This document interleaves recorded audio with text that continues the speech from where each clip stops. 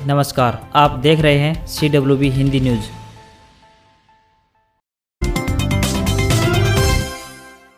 हरियाणा के मुख्यमंत्री मनोहर लाल की किसान नेताओं से होने वाली बैठक पर संशय है। किसान नेता गुरनाम सिंह चढ़ोनी ने स्पष्ट किया है कि गृह मंत्रालय से कॉल आई थी कि शाम 5 बजे सीएम से मिल सकते हैं। यदि उससे पहले आप उठने की घोषणा कर सकते हैं तो आप मिल सकते हैं। चढ़ोनी ने कहा कि उन्होंने साफ कर दिया है कि पहले सरकार केस वापसी की बात करे और मांगे पूरी करने की घोषणा करे, इसलिए मुख्यमंत्री से मिलने से इनकार कर दिया। चढ़ोनी ने कहा कि हरियाणा के सीएम से कोई फोन नहीं आया। जब तक मांगे पूरी नहीं होंगी तब तक आंदोलन खत्म नहीं होगा।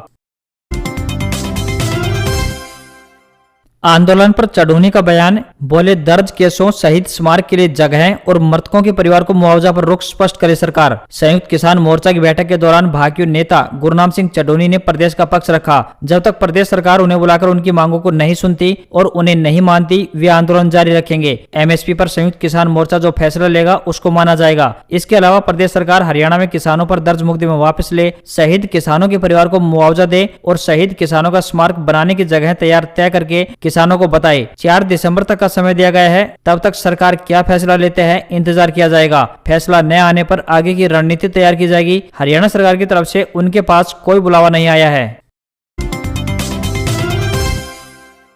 हरियाणा मंत्रिमंडल विस्तार, 4 से 17 दिसंबर के बीच हो सकता है फेरबदल। किसान आंदोलन खत्म होते ही सीएम ले सकते हैं बड़ा फैसला। हरियाणा में मंत्रिमंडल विस्तार को लेकर चर्चा तेज है। मुख्यमंत्री मनोहर लाल 4 दिसंबर के बाद और 17 दिसंबर से पहले कभी भी मंत्रिमंडल विस्तार कर सकते हैं। ऐसे में मंत्री पद पाने के इच्छुक विधायक अपनी गोटियां फिट करने में जुट गए हैं। हरियाणा सरकार में मौजूदा समय में डिप्टी सीएम सहित 11 मंत्री हैं। इसमें 8 भाजपा, 1 निर्दलीय और 2 सहयोगी पार्टी यानी जसपा से हैं। 2 मंत्री और बनाए जाने हैं, 1 भाजपा तो वहीं एक जजपा कोटे से मंत्री बनना है। किसान आंदोलन खत्म होने के कगार पर है। 4 दिसंबर को संयुक्त किसान मोर्चा की बैठक है। इसके बाद सीएम अपने मंत्रिमंडल का विस्तार कभी भी कर सकते हैं। दूसरी ओर 17 दिसंबर से हरियाणा में विधानसभा शीतकालीन सत्र शुरू हो रहा है। ऐसे में मंत्रिमंडल विस्तार की संभावनाएं इससे पहले हैं।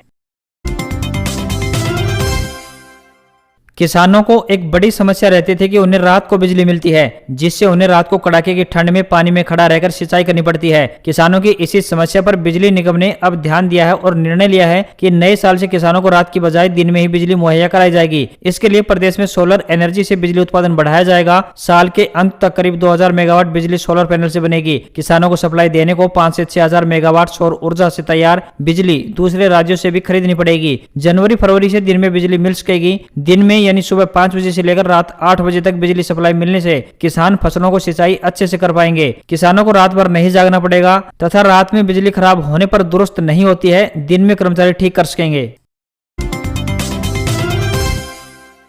कुरुक्षेत्र में गीता जयंती महोत्सव की तैयारी, सीएम पहुंचे जायजा लेने। सरस मेला आज से 19 दिसंबर तक होंगे कार्यक्रम। हरियाणा के मुख्यमंत्री मनोहर लाल ने बुधवार को कुरुक्षेत्र में गीता महोत्सव की तैयारियों का जायजा लेने पहुंचे। 9 दिसंबर को ब्रह्म सरोवर पर गीता यज्ञ एवं पूजन के साथ इस महोत्सव का विधिवत शुभारंभ होगा। मुख्यमंत्री ने गीता महोत्सव के कार्यक्रमों की जानकारी देते हुए बताया कि 2 से 19 दिसंबर तक शिल्प एवं सरस मेला चलेगा। 9 से 14 दिसंबर तक भव्य गीता महाआरती का आयोजन होगा। 12 दिसंबर को पुरुषोत्तमपुरा बाग में संत सम्मेलन और सभी जिलों में 12 से 14 दिसंबर तक गीता जयंती आयोजित की जाएगी। 13 दिसंबर को हरियाणा के अनेक महाविद्यालयों में गीता संसद का आयोजन होगा। गीता जयंती के दिन यानी 14 दिसंबर को ब्रह्म सरोवर पर 1100 विद्यार्थियों द्वारा वैश्विक गीता पाठ किया जाएगा। इसमें 55,000 विद्यार्थी और देश विदेश से लाखों गीता प्रेमी ऑनलाइन जुड़ेंगे। हरियाणा में CRS पोर्टल की आईडी हैक, 7 दिन में जन्म के 147 और मृत्यु के 21 फर्जी रजिस्ट्रेशन किए गए। महेंद्रगढ़ के नागरिक अस्पताल में जन्म एवं मृत्यु रजिस्ट्रार कार्यालय है। यहां जन्म मृत्यु का ऑनलाइन रजिस्ट्रेशन CRS पोर्टल से होता है। इस पोर्टल की आईडी अगस्त महीने में हैक हो गई। 7 दिन यह CRS पोर्टल की आईडी हैक रही। बाद में जब पासवर्ड रीसेट कर इसी आईडी को ओपन किया गया तो आंकड़े हैरान करने वाले थे। हैकिंग के दौरान 7 दिन में साइबर सातिर ने जन्म के 147 तथा मृत्यु के 21 फर्जी रजिस्ट्रेशन कर डाले। मामला साइबर हैकिंग से जुड़ा। यह मामला 2 दिन पहले यानी 30 नवंबर को दर्ज किया गया। केस दर्ज होने के बाद मामले की जांच पुलिस की साइबर सेल शाखा करेगी। पश्चिमी विक्षोभ के कारण उत्तर भारत के कई राज्यों में बारिश के आसार, शुरू होगी कड़ाके की ठंड। हरियाणा में दिल्ली एनसीआर समेत समूचे उत्तर भारत में गुलाबी ठंड का दौर अब खत्म होने वाला है और कड़ाके की सर्दी आने को तैयार है। दिसंबर के शुरुआत से ही मौसम गतिशील और परिवर्तनशील हो गया है। बादलों ने पूरे इलाके पर अपना डेरा जमा लिया है। 1 से 2 दिसंबर को सीमित क्षेत्रों में हरियाणा में इस सिस्टम से कहीं भी बारिश नहीं होगी और अधिकतर क्षेत्र शुष्क रहेंगे, क्योंकि वेस्टर्न डिस्टर्बेंस कश्मीर पर ज्यादा सक्रिय है, जिससे भारी मात्रा में हिमपात होगा। हरियाणा पर केवल बादल छाए रहेंगे। इस सिस्टम का प्रभाव गुजरात, राजस्थान और उत्तर प्रदेश, मध्य प्रदेश और सीमित क्षेत्र दक्षिण दिल्ली एनसीआर पर हल्की फुल्की बारिश होने के आसार बन रहे हैं। 5 से 6 दिसंबर को हरियाणा, एनसीआर, दिल्ली, पंजाब के अधिकतर क्षेत्रों पर बारिश होने की संभावनाएं बन रही हैं और कुछ एक स्थानों पर ओलावृष्टि और इसके अलावा पर्वतीय इलाकों पर भारी मात्रा में हिमपात की वजह से अधिकतम और न्यूनतम तापमान में गिरावट आएगी। पश्चिमी विक्षोभों के असर से पहाड़ों पर होने वाली बर्फबारी का असर भी उत्तर भारत के राज्यों पर साफ दिखाई देगा। हरियाणा, दिल्ली एनसीआर ही नहीं, पंजाब, राजस्थान और उत्तर प्रदेश में भी सप्ताह भर के अंतराल में न्यूनतम तापमान 5 से 6 डिग्री तक जाने के आसार हैं। इस बार दिसंबर, जनवरी और फरवरी में न केवल कड़ाके की ठंड पड़ेगी बल्कि कोहराम मचाएगा और ठंड आमजन को परेशान करेगी।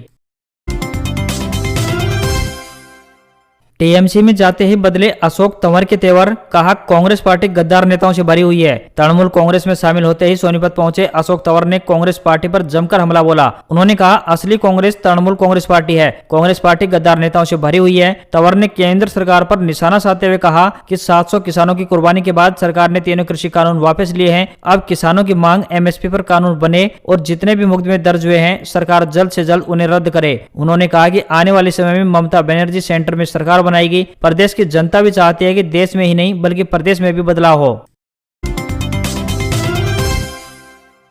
हरियाणा में अब एसएचओ को इंस्पेक्टर रैंक का होना जरूरी, डीजीपी ने जारी किया नया आदेश। हरियाणा पुलिस विभाग में अब से सभी पुलिस थानों में तैनात एसएचओ को इंस्पेक्टर रैंक का होना आवश्यक हो गया है। डीजीपी हरियाणा पीएस अग्रवाल ने जारी आदेश में कहा है कि हरियाणा पुलिस में सब इंस्पेक्टर और उसके नीचे के रैंक के अधिकारियों को एसएचओ न लगाया जाए, केवल इंस्पेक्टर रैंक के अधिकारियों को ही एसएचओ के पद पर तैनात किया जाए। बता दें कि हरियाणा में कुल 372 पुलिस थाने हैं, जिनमें से 33 महिला पुलिस थाना, 23 ट्रैफिक पुलिस थाना, 16 जीआरपी थाना तो वहीं 7 साइबर क्राइम के थाने हैं।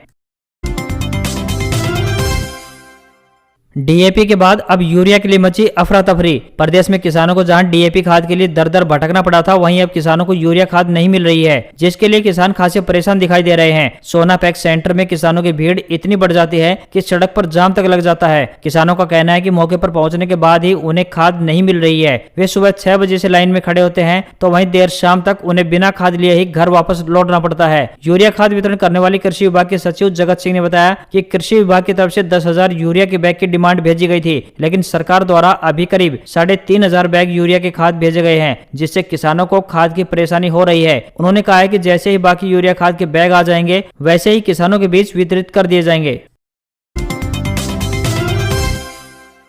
दक्षिण हरियाणा की राजनीति में उबाल, कैबिनेट में जगह पाने के लिए शुरू हुआ सहमत का खेल। खट्टर सरकार कैबिनेट विस्तार को लेकर लगातार चर्चाओं का बाजार गर्म है। एक दूसरे को मात देकर मंत्री बनने की विधायक एडी चोटी का जोर लगा रहे हैं। कईयों ने दिल्ली से चंडीगढ़ तक दौड़ लगाना शुरू भी कर दिया है। वहीं बाउल सीएम की रैली के दौरान भाजपा नेताओं में खींचतान साफ तौर पर देखने को मिली और संभवतः यह सब खट्टर सरकार में मंत्री पद बनाए रखने तथा पद अधियाने की राजनीति का ही एक अंग नजर आया। लंबे समय से अफवाहों का बाजार गर्म है कि मंत्रिमंडल विस्तार में इस बार दक्षिण हरियाणा से 1 या 2 मंत्री की छुट्टी हो सकती है और इसी के चलते यह मंत्री अपने आकाओं से गुहार लगाकर अपनी कुर्सी बचाने की कवायद में जुटे हुए हैं। वहीं मंत्री की दौड़ में सबसे आगे नांगल चौधरी विधायक डॉक्टर अभय सिंह यादव एवं कोसली के विधायक लक्ष्मण सिंह का नाम सबसे आगे चल रहा है। डॉक्टर अभय सिंह जहां अपने कामों के कारण मंत्री पद पाने की दौड़ में है, तो वहीं लक्ष्मण सिंह ने पहले लोकसभा एवं फिर विधानसभा चुनाव में जमकर पार्टी की जीत के लिए पसीना बहाया था। वहीं वह संघ के भी करीबी हैं और इसी के चलते उनका नाम भी मंत्री पद के लिए चल रहा है। हालांकि वर्तमान में खट्टर सरकार के मंत्रिमंडल में बाउल के डॉक्टर बनवारी लाल व ओम प्रकाश यादव शामिल हैं। यह दोनों ही केंद्रीय मंत्री राव इंद्रजीत सिंह के करीबी हैं और इनकी कुर्सी बचाने के लिए वह अपने पावर का भी उपयोग अवश्य करेंगे। हालांकि जिस प्रकार से राव इंद्रजीत सिंह एवं पार्टी के बीच तल्खी नजर आ रही है, उससे तो लगता है कि उनके लिए इन दोनों की कुर्सी बचाना इतना आसान नहीं होगा। कोरोना के नए वेरिएंट ओमिक्रॉन को लेकर हरियाणा सरकार सतर्क, मास्क नहीं पहनने वालों के होंगे चालान। दक्षिण अफ्रीका में मिले कोरोना के नए वेरिएंट यानी ओमिक्रॉन को लेकर हरियाणा सरकार सतर्क हो गई है। कोरोना को लेकर सरकार ने अब दोबारा से सख्ती बढ़ाने का फैसला लिया है। स्वास्थ्य मंत्री अनिल विज ने प्रदेश के सभी डीसी और एसपी को निर्देश जारी कर दिए हैं कि वे अपने अपने जिलों में कोरोना प्रोटोकॉल का सख्ती से पालन कराएं। साथ ही सभी स्कूल, उद्योग, व्यवसाय परिसर, रेलवे स्टेशन, बस स्टैंड इत्यादि जहां भीड़ भाड़ होने वाली संभावना है वहां सार्वजनिक स्थानों पर मास्क न पहनने वालों के चालान किए जाएं। इसके अलावा प्रतिदिन होने वाली 12,000 टेस्टिंग को बढ़ाकर 40,000 तक पहुंचाने का लक्ष्य रखा जाए। किसानों के लिए खुशखबरी, 14 दिन बाद खाते में आ जाएंगे पैसे। देश के करोड़ों किसानों को जल्दी ही नए साल का तोहफा मिलने जा रहा है। दरअसल सरकार ने इन किसानों को प्रधानमंत्री किसान सम्मान योजना के तहत 10वीं किस्त भेजने की पूरी तैयारी कर ली है। सरकार दिसंबर के दूसरे सप्ताह में किसी भी दिन किसानों को पीएम किसान सम्मान निधि योजना की 10वीं किस्त जारी कर सकती है। सरकार 15 दिसंबर 2021 को 11.67 करोड़ किसानों को इस योजना की 10वीं किस्त जारी कर सकती है, लेकिन इस बार कुछ किसानों को 9वीं किस्त के पैसे भी इसी किस्त के साथ मिल सकते हैं, क्योंकि कुछ किसानों को 9वीं किस्त के पैसे अभी तक नहीं मिले थे। इस तरह के किसानों को इस बार 9वीं और 10वीं किस्त एक साथ मिलने वाली है। इस तरह कई सारे किसानों को नए साल का डबल तोहफा मिलेगा। इस स्कीम का लाभ लेने के लिए आपकी आयु 18 से 40 साल के बीच होनी चाहिए। इसके अलावा आपके पास खेती योग्य भूमि जरूर होनी चाहिए। जिन किसानों के पास खेती योग्य जमीन नहीं है वह इस स्कीम का फायदा नहीं उठा सकते हैं। तेजी से फैल रहा ओमिक्रॉन, 23 देशों में पहुंचा कोरोना का नया वेरिएंट। 30 से ज्यादा देशों ने ट्रैवल बैन से लेकर बॉर्डर तक किए सील। कोरोना वायरस का नया वेरिएंट ओमिक्रॉन दुनिया भर में तेजी से फैल रहा है। पिछले एक हफ्ते में ही यह दक्षिण अफ्रीका से लेकर 23 देशों में पहुंच चुका है। प्रभावित देशों के अलावा अब तक कुल 30 से ज्यादा देशों ने इस वेरिएंट को रोकने के लिए ट्रैवल बैन सहित अपने बॉर्डर तक सील कर दिए हैं। चीन में पहले से ही बॉर्डर पर कड़े प्रतिबंध लगा दिए गए थे। यहाँ केवल नागरिकों को और परमिट होल्डर को ही देश में आने की अनुमति है। ओमिक्रॉन वेरिएंट के खतरे के मद्देनजर भारत सरकार ने अंतर्राष्ट्रीय यात्रियों के लिए सोमवार को नई गाइडलाइन जारी की है। इसके मुताबिक एट रिस्क देशों से आने वाले सभी यात्रियों को आने के साथ ही कोविड-19 टेस्ट से गुजरना होगा। टेस्टिंग की शर्त तब भी लागू होंगी जबकि आने वाले यात्री पूरी तरह से वैक्सीनेट हों। महंगाई का झटका, कॉमर्शियल सिलेंडर के दाम 100 रुपए बढ़े, टीवी देखना और मोबाइल से बात करनी भी हुई महंगी। दिसंबर के पहले ही दिन आम आदमी को महंगाई का झटका लगा है। हम आपको 1 दिसंबर से लागू होने वाले कुछ बदलावों की जानकारी दे रहे हैं। नंबर 1 की बात करें तो कॉमर्शियल सिलेंडर 100 रुपए महंगा हो गया है। नंबर 2 की बात करें तो जियो के रिचार्ज प्लान महंगे हो गए हैं। जियो के रिचार्ज प्लान करीब 21% तक महंगे हो गए हैं। अब जियो के 75 रुपए वाले प्लान के लिए 1 दिसंबर से 91 रुपए चुकाने होंगे। नंबर 3 की बात करें तो SBI क्रेडिट कार्ड यूजर्स को 99 रुपए चार्ज देना होगा। 1 दिसंबर से EMI ट्रांजैक्शन के लिए अब कार्ड धारक को 99 रुपए की प्रोसेसिंग फीस और उस पर टैक्स चुकाना होगा। नंबर 4 की बात करें तो DTH रिचार्ज के लिए चुकाने होंगे ज्यादा दाम। स्टार प्लस, कलर्स, सोनी और जी जैसे चैनल्स देखने के लिए 35 से 50% तक ज्यादा कीमत चुकानी होगी। वहीं नंबर 5 की बात करें तो पंजाब नेशनल बैंक की ब्याज दरों में बदलाव किया गया है। बैंक ने सेविंग अकाउंट्स की ब्याज दरों को सालाना 2.90 से घटाकर 2.80% करने का फैसला लिया है। नई दरें 1 दिसंबर से लागू हो चुकी हैं। वहीं नंबर 6 की बात करें तो माचिस की कीमत हुई दोगुनी। 1 दिसंबर 2021 से आपको माचिस की एक डिब्बी के लिए 1 रुपए की जगह 2 रुपए खर्च करने होंगे। आपको बता दें कि आखिरी बार 2007 में माचिस के दाम 50 पैसे से बढ़ाकर 1 रुपए किया गया था। और वहीं नंबर 7 और आखिरी पॉइंट की बात करें तो आधार UAN लिंक न होने पर PF का पैसा रुक सकता है। यूनिवर्सल अकाउंट नंबर यानी UAN को आधार कार्ड से 30 नवंबर तक लिंक करना जरूरी था। अगर आप 30 नवंबर तक ऐसा नहीं कर पाए हैं तो 1 दिसंबर से यानी कल से आपके खाते में कंपनी की ओर से आने वाला कंट्रीब्यूशन रोक दिया जाएगा।